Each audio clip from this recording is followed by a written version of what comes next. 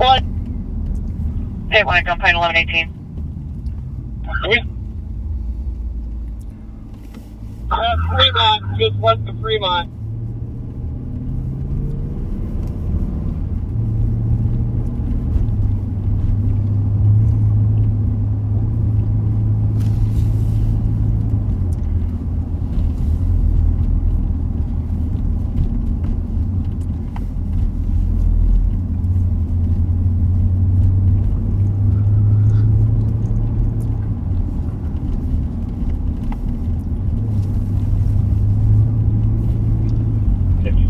Welcome back, backseaters. We're just listening to a end of a chase that started in Roseville for a felony domestic assault by strangulation suspect. He fled into Minneapolis, Hennepin County, and Hennepin County picked it up. It's on LTAC 2, and it sounds like the suspect just bailed. They had him at knife point, but he continued to run. I think that's our best read on what's going on, and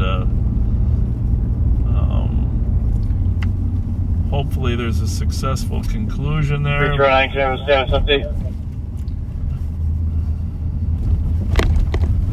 Just kind of listening patiently to make sure everybody's okay.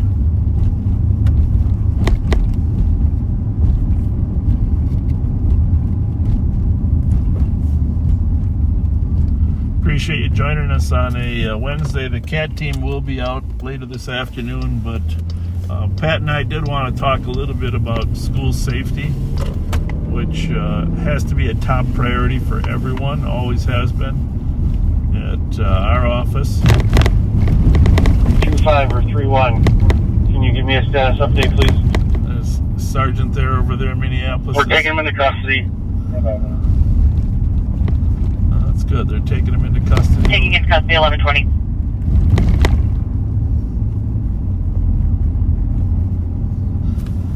Yeah, it really is a big priority with intelligence and the CAT unit, because they were often out around the schools and could quite possibly be the first on scene at a major incident at a school. Well, policing, the concept of policing 337, I'm clear headquarters tonight. is to 4445. protect victims. I mean, that's a real simple concept. Just go where there are the most people that need to be protected, and when you've got children in school all day long, it only makes sense to go where they are. Right? I mean, it's not that complicated. But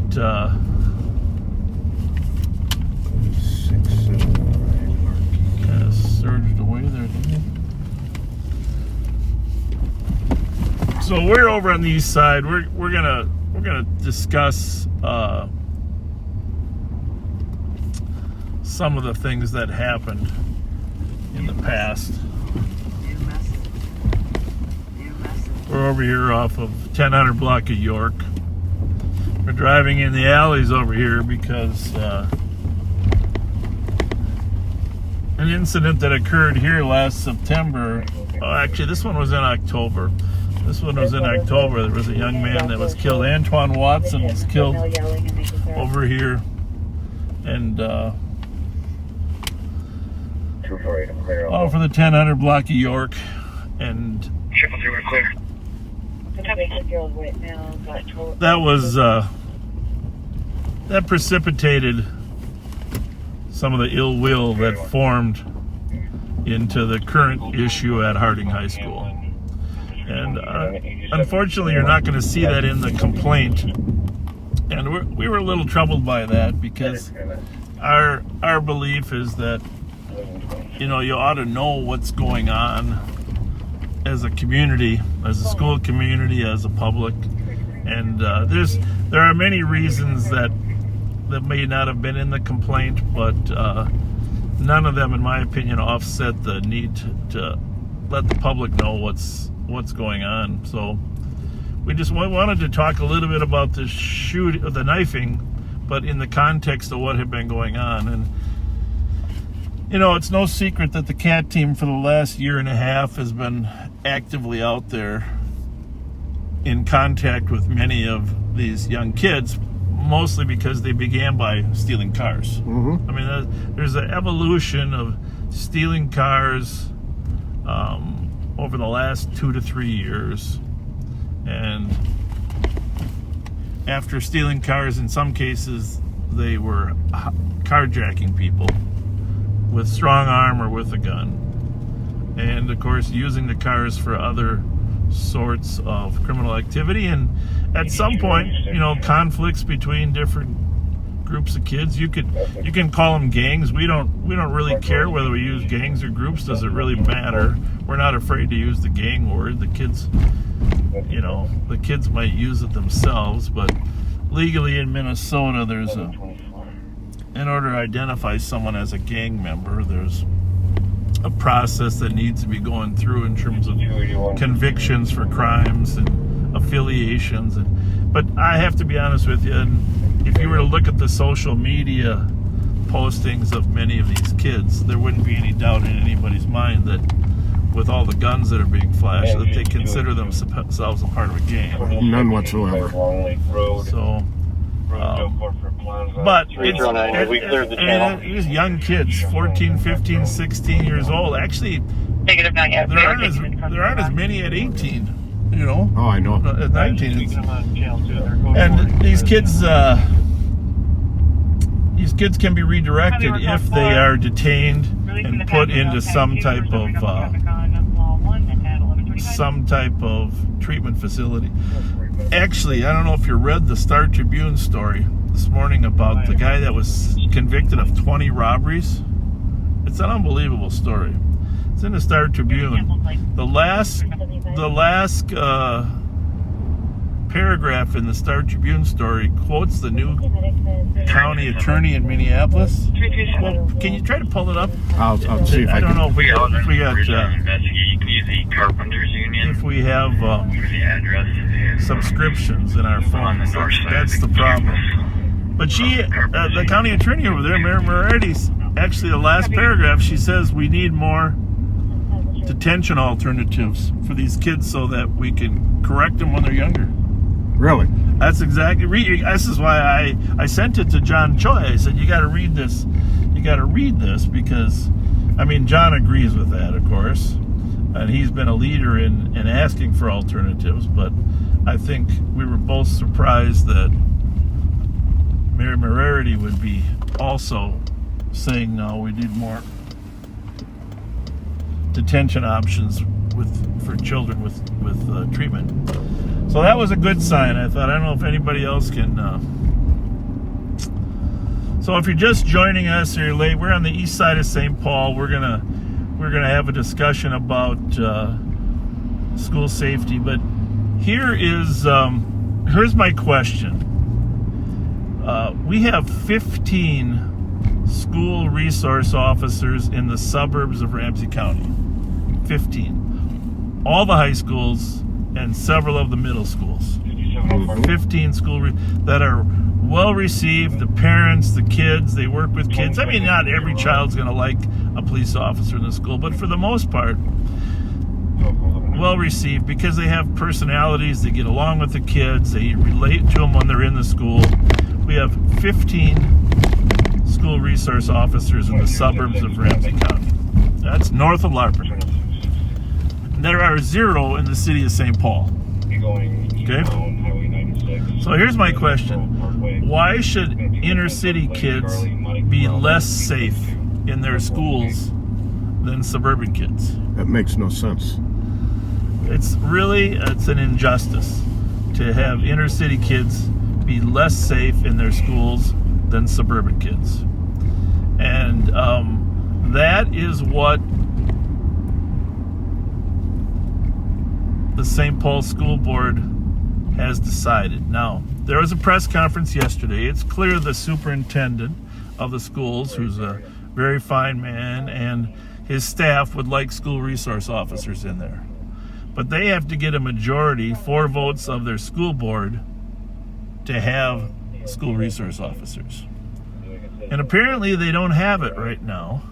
So instead, they agreed to have a week's worth of police officers sitting in the parking lots outside the high schools. Sitting in a parking lot. Sitting in the parking lot. So, Which what do you think about that? prevents absolutely nothing Well, it might prevent... about what's going on in the school. Yeah, no, I mean, it's almost an insult. But I'll stop short of that just to say that if you care about the safety of children, there needs to be school resource officers. And I'm going to talk specifically about Devin Scott, because to be frank, backseaters, Pat and I knew Devin. All right, we knew him as Cheese. We've known him for a year and a half, and we know his cousin Cookie. We know his aunt. We've talked to his father and his mom over the last year and a half, and we have been rooting for Cheese to succeed. That's about as simple as you can say, right? Exactly. A 15-year-old. When we first met him, he was 14, and you've seen both the younger picture and the older picture, but we have been rooting for him to succeed. He's got his issues, or had his issues, like most 14, 15-year-olds, but he had a personality. That He did. Right? He did. And we could communicate with them, and we thought over time we're going to make some, and a lot of these kids will come around. So we were rooting for Cheese, the victim of this, and I just want to say this definitively. If you read the complaint, it's online anywhere. You can find the complaint against the person that stabbed and killed him. If you read the complaint, you will see that there were two staff, a principal and a staff member, that were able to break up the fight temporarily until there was a knife drawn. And if there had been a school resource police officer in that mix, Devin Scott would not have been killed. Because I can tell you, the thousands of officers I've worked with, 500 plus at St. Paul, 300 in the sheriff's office, and many more other places, they would be prepared to deal with that. And the 90% of the officers would have been armed with a taser and would have used it in that situation, right? Or pepper spray. Well, you and I, all the old school guys like Pat and I, we would have pepper sprayed. So but taser is kind of the go-to for the young officers now, right?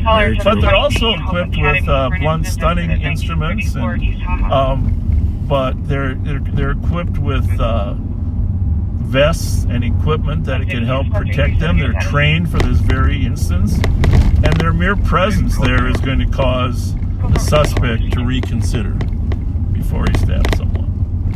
Now, this is not to say that the school didn't do the Admiral Yeoman's job. The school principal and staff, they did.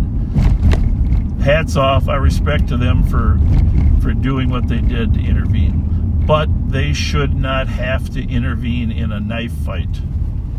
Absolutely If we can't come to agreement on that as a community, that staff should, even the school liaison officers, not the police liaison, but the civilian security they have there, they have minimal tools. They have handcuffs. They did handcuff the suspect, and it's great they were able to do that.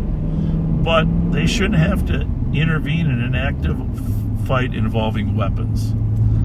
And let me just say, we're lucky it was only a knife, right? Oh, God, yes. Because we know from monitoring social media of the kids in these two groups. We're not going to name the groups. We know the groups. We know the groups of all of them. We have excellent intelligence. We're not going to name them because they'll take pride. They're watching right now, and they'll take pride in getting their names. Yeah, we won't do that. But I will tell you that this whole cycle could have been intervened in and this incident could have been stopped. I think that's for us. That's what. What do you think so? Hold on a second. 3760. Hey guys, how's it going today? Thanks for all your work. Appreciate it. You watching right now? All right, thanks for you guys. How's Kirsten doing? Great. She's doing great. Thanks for asking. I know. I know you, Ricky. Have a good one. Take it easy. So,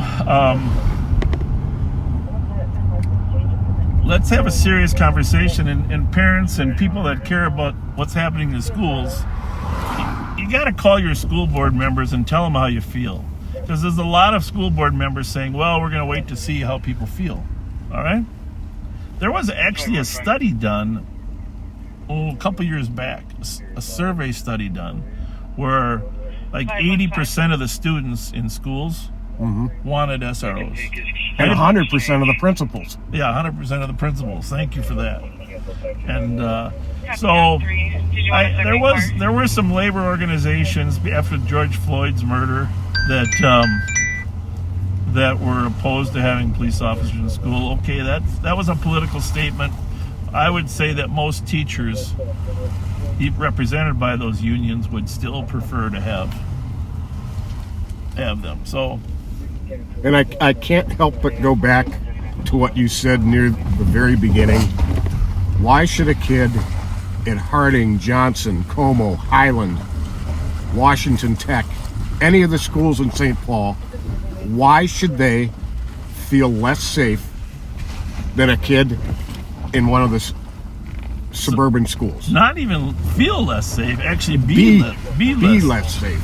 Yeah. And again, if you missed that, we got 15 school resource officers in suburban Ramsey County, which is about half of, the population. Has half of the population of Ramsey County, and then no school resource officers in St. Paul. Actually, we've been contacted. The sheriff's office has been contacted. I'm sitting here in the alley where Antoine Watson was killed in October by a suspect that's currently in the juvenile detention center waiting trial.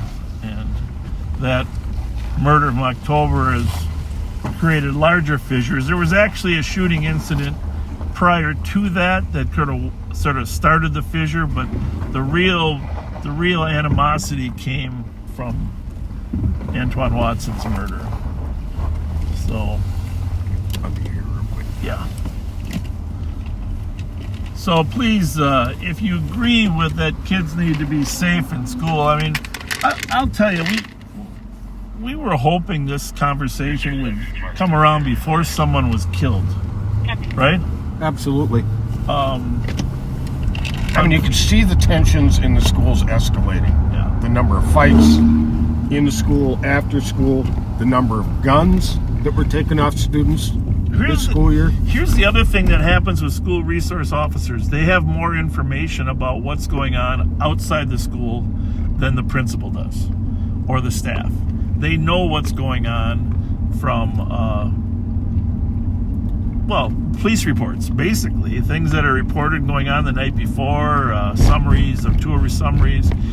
School resource officers in that school would have known that Devin Scott was coming there the first day and that there were issues of conflict with other kids in that school. And I'm not excusing anything that happened prior to the stabbing in terms of the fight. It's going to be clear that there was a fist fight that occurred before the stabbing that the staff was trying to break up. But here's what I will say. It's predictable that a new student coming in with ops, it's called ops on the streets, people that are in opposition to him. It's predictable there's going to be some type of conflict on the first day because every kid is trying to establish himself as not afraid. Right. So I mean, there is the problem, and that intelligence is brought to the school by the school resource officers. And we have diverted tons of problems in the suburbs, and not just kid conflicts, but there's a lot of those kid conflicts. And I still have a child in Mounds View High School, believe me. I'm even in the suburban schools, there's conflict, there's fights, and there are kids threatening to do harm to others.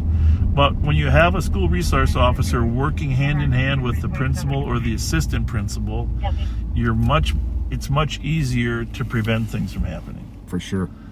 And not to mention that, and we saw it time after time with when the SROs were in the St. Paul schools, that the SROs develop good relationships with the kids. Wonderful relationships. And the kids will give them tips as to a situation that may be brewing or escalating. And a lot of those kids, that's their role model to go on to be in law enforcement. Absolutely. With time and time again, where you hire people, my role model was a school resource officer.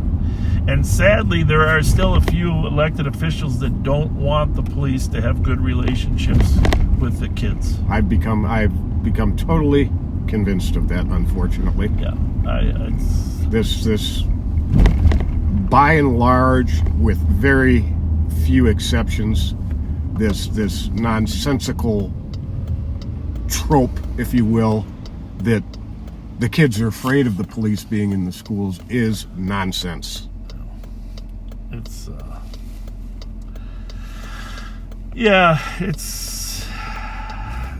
troubling. Anyhow, we're going to drive over to Harding just to give you some perspective. I know many of you see my post. I was at the vigil on Monday night. And school has not been in session at Harding since last Friday. I believe they start up again this Friday. Yeah. Well, and there's a lot of reasons for that. I mean, in some cases, kids need some emotional support therapy. Absolutely. But also, I mean, frankly, the school's worried about retaliation. Mm-hmm. And I don't know. It's troubling to us. So if you just joined us, basically, please go back and listen. We've been talking about the need for school resource officers in the schools. We're asking the question of everyone, why should inner city kids be less safe than suburban kids? We have 15 school resource officers in the suburbs. They do an amazing job. They're some of the heroes out there in police work. It makes perfect sense to be building relationships with kids, for a variety of reasons, not the least of which is kids tell us when there's a tension in the school. Yep. They do tell principals and assistant principals. There's no doubt that's valuable as well. But when it comes to taking action to intervene when there's how many times has there been guns in schools? Not just in city, but we've had them in North St. Paul and other places where people threatening to bring guns. Mm-hmm. And you need a police officer to intervene in those cycles, and they don't need to be parked outside. All right, and that right now is the plan for the next week, parked outside in squad cars. What is that, like an armed guard or something? Or go build relationships. And if it's a transitional step to getting school resource officers back, I'm fine with that. Maybe they just didn't feel they could do it without just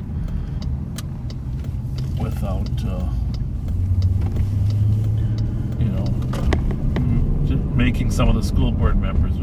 But you can take a look at the, school board member Vu. I implore you to reconsider the options. You weren't really one of the driving forces as to why the school resource officers were removed. But you are now in a position to make sure that they get back. And schools should be a place where you don't have to worry about stuff, right? Yeah. I gotta admit, it's supposed to be a safe space. Even suburban schools, the kids are way stressed out about safety. I know this firsthand, and from safety shouldn't. This is Harding High School here, folks. 333. And you'll see one car out front. School is not in session. I'm assuming that they're making a plan, probably inside making a plan of how they provide external security. I mean, the superintendent makes a point that if we have squads outside, they'll be able to come in faster than if they're just... I give him that point, okay? But can you imagine if there was a shooting or a knifing inside a school and the police officer was stationed outside because of a school policy? Can you imagine how foolish that would look? Why not be inside to prevent it from happening in the first place? You can always go outside at the end of school when kids are leaving, right? There you go. So backseaters, I mean, and especially those in Ramsey County and live in a city, if this is your opportunity to influence the safety of children here as we move forward. The St. Paul School Board, it's totally up to 7 members of the school board. Send me 35 to call. They are in the middle of trying to put together something. Hang on one second. No, I can just put off. Yes, sir. What happened?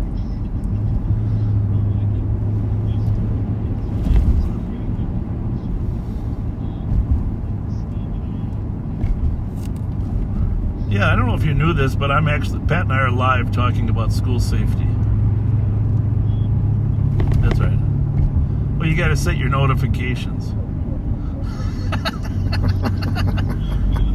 No, but I'm not muted, but no one can hear you. Just me talking. They can hear my half. What's the issue?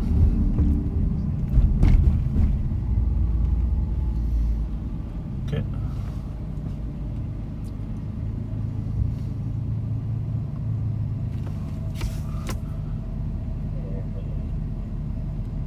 Yeah, well, let's talk about that. I'll call you in a half hour.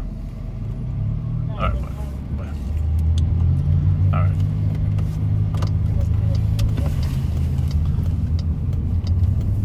What else we got? So anyway, we are going to just roam the east side here and wait for calls. We're going to swing by Johnson High School. I think Johnson is in session, right? Even though Harding is not. Yes, I believe so. But just rest assured we can do better. And you might have seen the report. I think I posted the video about our effort to get some secure detention. Ever since Boys Totem Town closed in beginning of 2019 with very few options, even though in 2015 the county committed to having alternatives for detention, nothing was established before it closed, which means a lot of kids don't get the opportunity to change course. They don't get the opportunity to get addiction treatment. They don't get the opportunity to get mental health and depression treatment. Instead, they get home monitoring. And that really isn't treatment. That's just a monitor. Nope. So,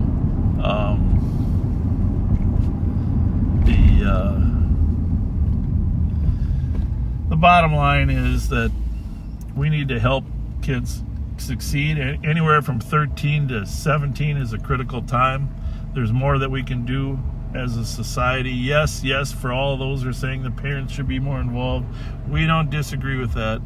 But when that's not there, we need to find alternative ways to help them succeed, and that may mean detention. And so part of this proposal that John Choi and I have been advocating for is a 3 to 6 month detention with intensive treatment.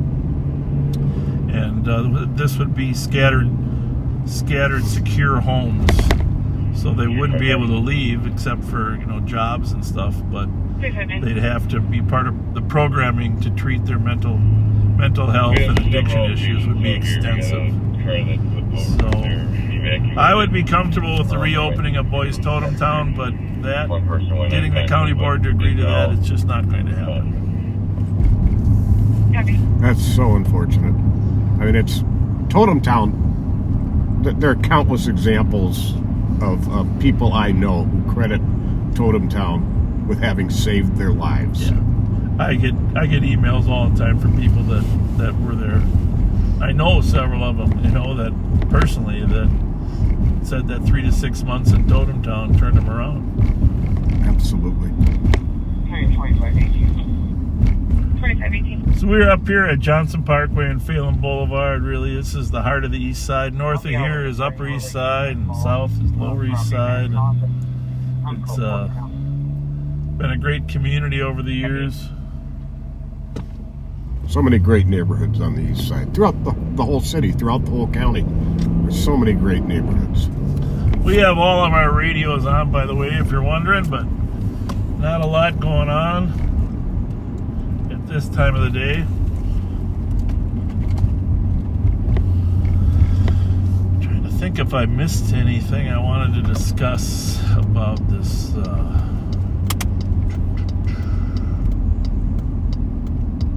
Well, we're going to go over to Johnson, see if there's a squad parked in the lot there, just so you can see the... And it's really hard for the principals to speak out against the school board policy. LLC for 911 36. Yes, it is. I mean, if a tragedy of this magnitude doesn't make some people rethink their position, what possibly could? It's baffling to me. Exactly. But there are a small number of people who not only don't want the police in schools, they don't want the police in the city. Well, there is that. Fact of the matter. There is that. And here's what I would say about police school resource officers. I mean, obviously, you've heard us talk now in the last half hour how valuable they are. But let the school principal pick who's in there. Sure. Get a pool of 3 to 5 candidates that want the job and see which ones mesh up. Might be some cultural issues. It might be some communication issues. It might be some diversity issues, language issues. We've got Korean speaking kids in school now, and now we have Korean officers too. There's just a wide variety of ways. And I just want to say one thing. I was thinking of one other thing. Our friend Roy Magnuson, he raised this issue years ago of the atmosphere and the inability to whoa, that one's a serious one. We're gonna have to show you that one. Did you see that? Yeah. He raised that issue years ago. And I think I can get to the alley this way, can I? I think you can through here. If not, we'll go to the street. Looks like there's a serious accident, Pat. I don't know if you want to look it up in the CAD or just the... Is that a squad? No, but Might be blocking. yeah. Serious accident here at just off of Maryland and Arcade here. What the heck is going on here now?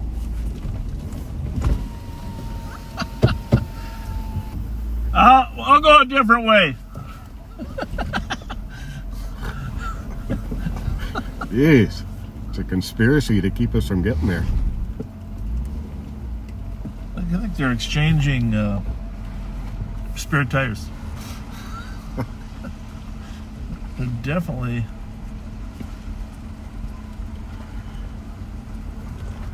Well, it came out as an accident with injuries. No surprise there. A woman in one of the cars was briefly unconscious. Okay. Well...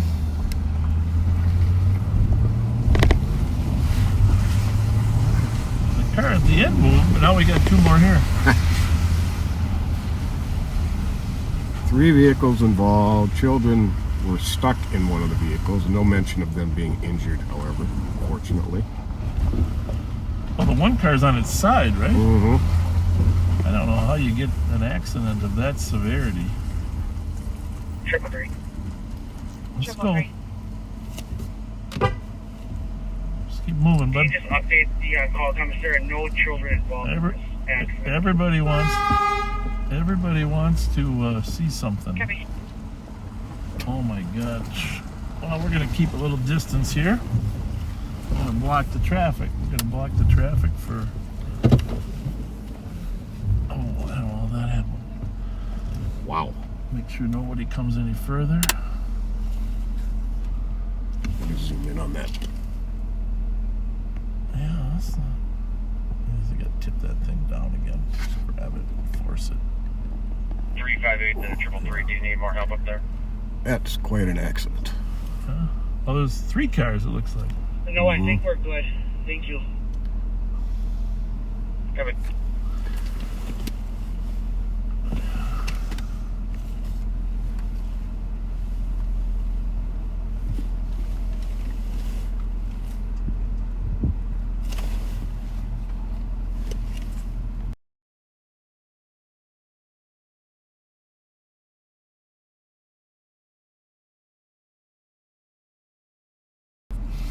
So anyhow, we got a fire rig. We got 2 paramedic rigs here. We got a car turned on its side, which I can't even imagine. It must have been one must have been turning south on this street. Airbags are all deployed on the one up on Maryland. We're on Mendota, I think, aren't we? Mm-hmm. Are you going to be out with that truck? So we're gonna hang here a little bit, just a little bit, because it looks like they need Centerville Road. someone blocking traffic from the south here, to be honest with you. So we'll just hang here a little bit longer until they get the victims out of there. I don't know, it could be 3-car accident. It is. It is, huh? Yep. There's one, a minivan. It looks So, like. you know, reconstructing these accidents is a skill, you know. And for those of you that took physics in high school, a lot of this is physics. Which way was the car traveling?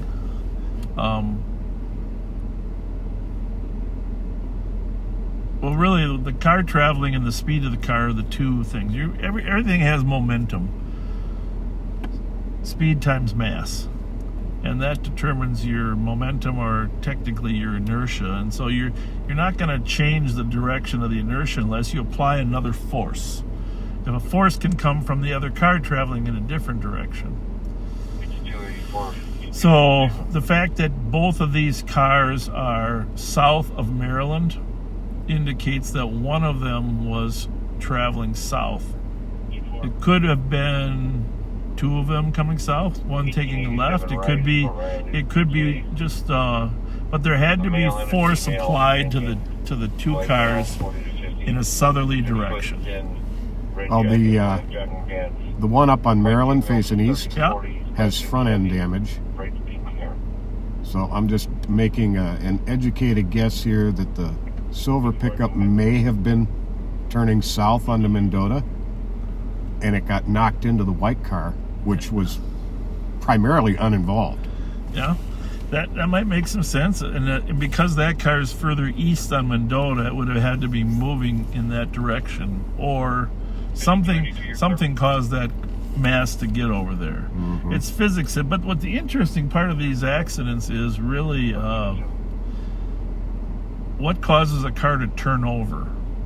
You know what I'm saying? Mm-hmm. To flip over. And which is more likely to happen with a pickup truck that doesn't have any weight in the rear. Yeah, but it has to lose its rolling friction and have sideway friction, you know what I'm saying? Mm-hmm. So it probably, my kids were in a bad accident where the car flipped upside down once, and they got hit in the rear right quarter panel. And once the car starts spinning without rolling, then the friction on the tires causes it to pop over. So firefighters are going in there to take a look. The victim's gone now, so we'll give you a little closer look on what's going on there.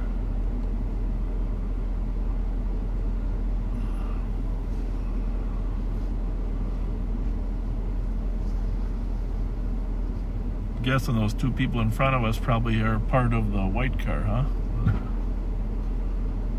You know. Quite possibly. We have an amazing fire department here in St. Paul. Full-time firefighters are at the station, at the ready, fully trained in first responder medical procedures, but also an unbelievable paramedic service. And all of our firefighters tend to work 3rd forest area. 24 RPL's right in there. And they get a lot of calls. 24 the hours. medics. That guy can get by me, can't he? Yeah, sure can. I was pulling up to let him get in the alley, but I don't think he really wants to get in the alley. More interested in just... So if you just joined us, we're here at Maryland and Mendota, 3-car accident, minor injuries. Well, I shouldn't say minor. Someone wasn't the medics, but no life-threatening injuries, thank goodness. And the St. Paul Fire Department, St. Paul Police Department, all here. Make sure everybody's safe.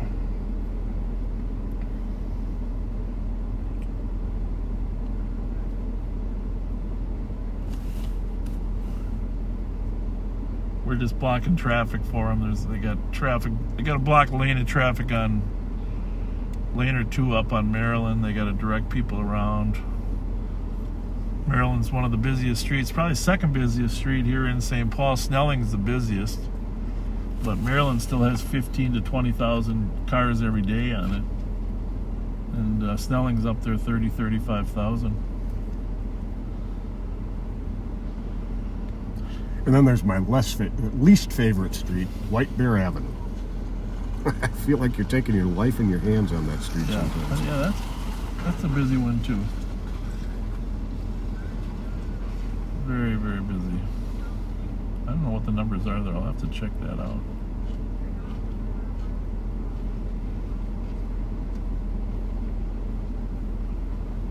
I don't know. Is that Officer Dollarshell? It is. It is. Officer Dollarshell. Assisting medics at 2587 14th Avenue East. Going to be for a 75-year-old female, conscious of breathing with very high blood sugar. We're good. We got it. We got it covered. Whoops. Somebody put cardboard out on the street for the victim to be laying on. That was nice, huh? Oh, very. Where they got it, but 2518, code 4, party left. Clear my call, sir, please. so Traffic and Accident Division will probably try to draw this in a way to figure out who was at fault. You know, you always like to, but the witnesses will tell you which way they were going. That's a huge help. If someone had died, this would be then probably a professional accident reconstruction person would be out here, and the Minnesota State Patrol has the largest number of those. Although local agencies have them too. We've been training one of our deputies. But I remember when I was in the academy, Pat, I don't know if Captain Will Jerkis. Oh, yeah. With his little backpack speaker. Captain Will Jerkis came in. He was our head of our traffic and accident. He was brilliant. He was the most knowledgeable traffic and accident guy in Minnesota. And he came in and trained us on accident reconstruction. And, I really liked that guy. Oh, yeah. He was a little, people thought he was a little crotchety, but he was, in a way, crotchety funny. Mm-hmm. Very funny. Yeah. Captain Will Jerkis. If there's any relatives of him out there, please pass on our warm thoughts of him as our traffic and accident trainer. The rear-wheel drive Charger wasn't doing real well on that ice. Oh.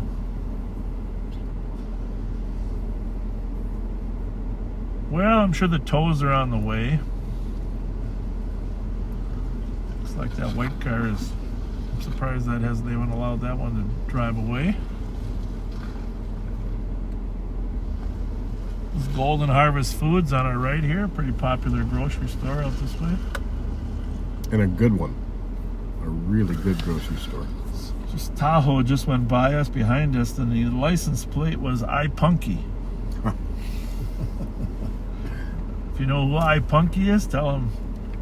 Now that's a clever plate. Tell them, hi, Punky. Yeah, hi, Punky. Hi, iPunky. Hi, iPunky. So we were on our way over to Johnson High School just to kind of close out our discussion of school resource officers. If you just joined us, please go back and listen to our discussion of safety in the schools. We have 15 school resource officers in suburban schools in Ramsey County, and we have none in city schools. 20 to 35, transporting juvenile. The policy question that needs to be asked is, why should city kids be less safe in their schools than suburban kids? Makes no sense. And someone has to be able to answer that, because clearly they are less safe. And if you listened to earlier, that stabbing death could have been intervened if a school resource officer was in the school. And school staff, principals, they should not have to try to break up a fight involving a knife. But police officers, that's what we come on for. That's why we're here, to intervene in dangerous situations. That's part of our job, to put ourselves at risk to save children in school. That is part of our job, and we all would do it. Anybody that I know in our close circle of friends would run into a school to save somebody. They wouldn't wait for anybody else to go with. Doesn't matter what happened in Texas, wouldn't happen in our circle of friends. And I can guarantee you they would have intervened in that knife incident, even at a risk of putting themselves at risk. So plus, most school resource officers would have been aware of the potential conflict, because they would have good information from their department about a potential conflict before it happened. So, bottom line. Well, it looks to me like everybody's gone. I think we can kind of leave. They got rid of the traffic. I mean, the cars are going to have to figure it out for themselves from here on in, right? Yep. That there's you want to spread that out again. Yeah. So we keep going.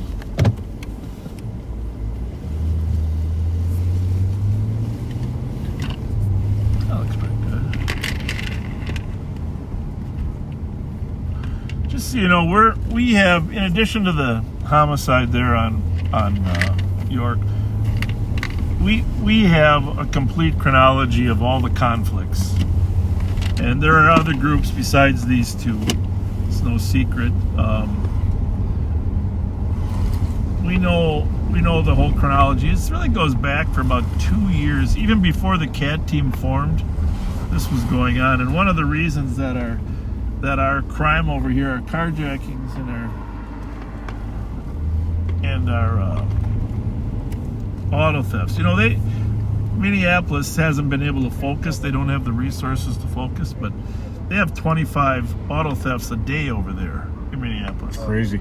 25 auto thefts. Not to mention 2 or 3 carjackings still every day, right? Mm-hmm. I would say at their height they were having nearly 3 a day. Right now they're probably down to 2, which maybe down to 1.5.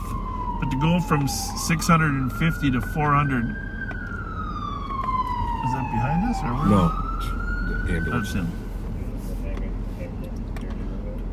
You know, to have a 20% drop in carjackings is great in Minneapolis, but not when you look at the raw numbers still. So, you know, our CAT team, really kudos to these young officers that have been out there the last year and a half, stemming this tide over here. But they have kept track of all the conflicts, and you know, to be honest with you, it's disturbing, right? Beyond disturbing. And when it starts affecting the safety of kids in schools, it has to be all hands on deck to fix this.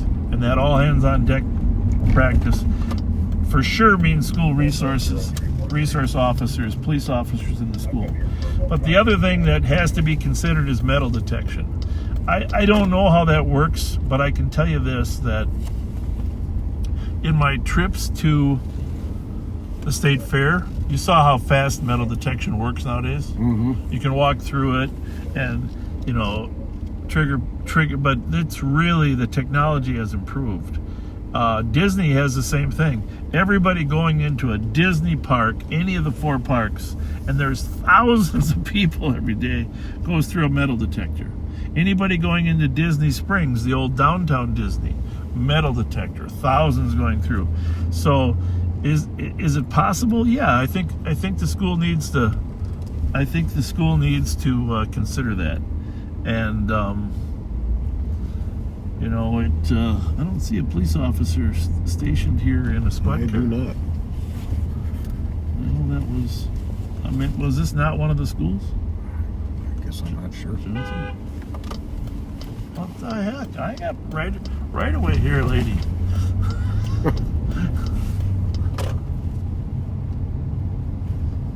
You go ahead and.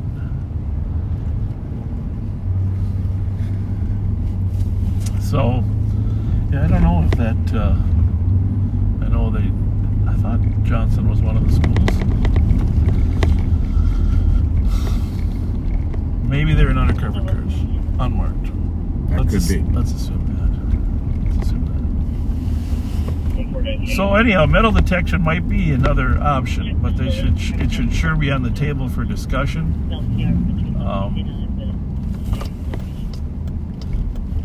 The other thing that I think is, you know what they might need, I'm talking to Mickey Frost. Mickey Frost, you know, he works at the JDC. He knows a lot, the 8 to 18 Truth Center. Mm-hmm. They need an interventionist program that is actively talking to these kids about their conflict. It's not, you can't really expect the school liaison, civilian security to do that. It's tough for a principal and counselors to keep up on all that. So there's a suspicious 1731 University Avenue Hyundai circling, looking at vehicles.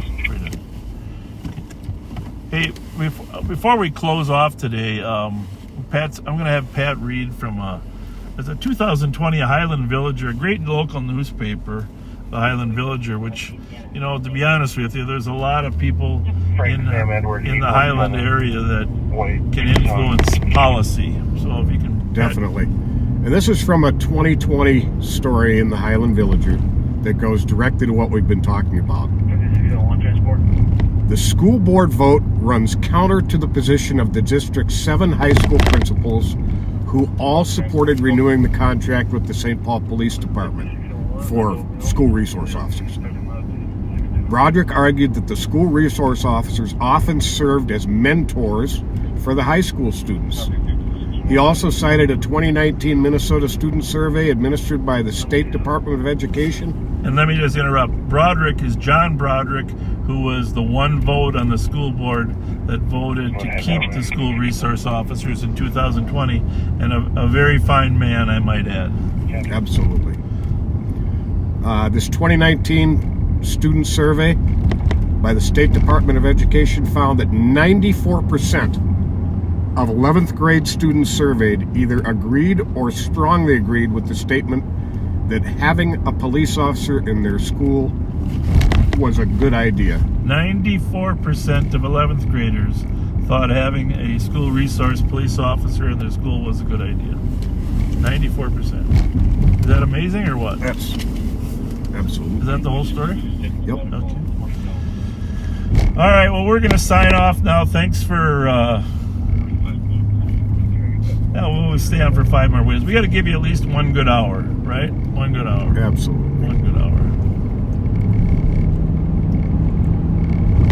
One thing I will say that a lot of times these groups / gangs are formed around the death of one of their group members. We're headed over to Rice Street. And for years, the death of Ramsey Ross has sort of haunted the whole environment, the police environment as well. Because Ramsey Ross' death on Rice Street here created new groups, new conflicts, new gangs. And unfortunately, the death of Antoine Watson did the same. And if the things are as they have been in the past, this death of Devin Scott will just increase the conflict. And that's troublesome for us. Yes, it is.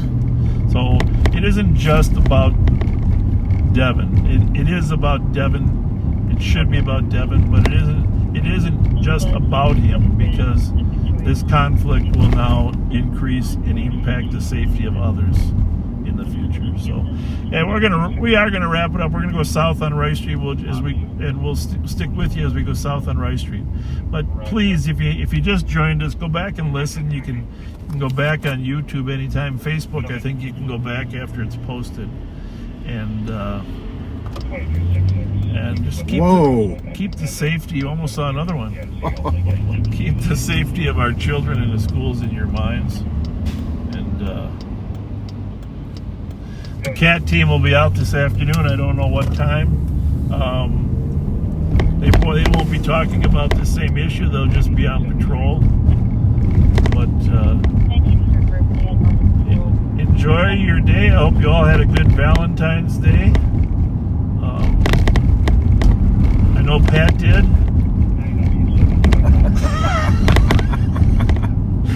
And we love being with you. And thanks for all your support of Under Sheriff Mike Martin.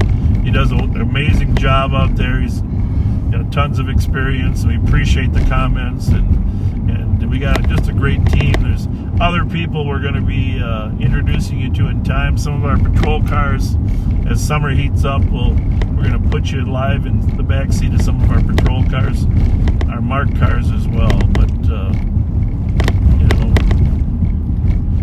rest assured, we appreciate your support, and thank you for the compliments you give to the young deputies that are out there, the young and the selfless. We got to think of a phrase for Mike, because he's obviously the old. Maybe we go with the old and the beautiful instead of the young. The old and the beautiful. And Mature Mike. And then, of course, Nicole will be with us Friday night, and we'll always look forward to that. We're still working on the buffering issue for those of you that are concerned about that. We're trying to figure out if there's a way. I mean, we are a low-budget operation. I know a lot of you want us to upgrade, but this is a low-budget operation. So, thanks so much for being with us. We're back on Rice Street. This is right here in this stretch here between Rice, Manitoba, Rice, Milford, Rice, Winnipeg, right across the street here on the west side. This is where Ramsey Ross was shot and killed, and